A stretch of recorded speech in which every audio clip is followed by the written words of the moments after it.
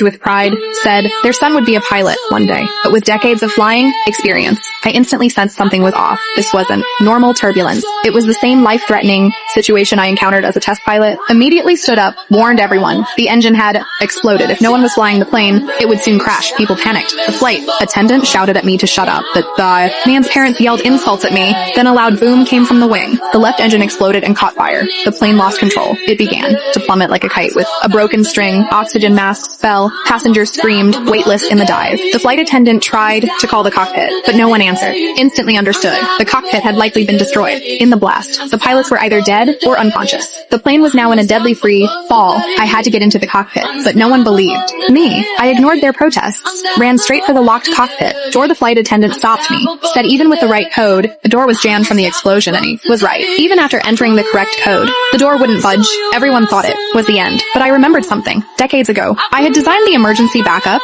system for this exact aircraft. I bypassed the main lock, used the hidden manual override. The cockpit door clicked open. The flight attendant stood frozen. Inside, the windshield was shattered. The pilot had been sucked out, but I sat down in the seat without hesitation, used the knowledge from my past life, and pulled the plane back from the brink. I tried to contact the tower. A girl's voice came through the radio. Everyone in the cabin was stunned. They realized a child was flying the plane. Even worse, radar showed that another cargo plane was heading straight toward us at the same altitude and only 2 minutes away from collision. Inside the cockpit, the passengers I had just saved began to riot again. The man's parents barged in, yelled that I was just a kid, demanded their son take over. They pushed my mother aside, tried to drag me out of the pilot's seat. The cockpit fell into chaos. Communications with the tower were cut off. Everyone's last hope was me.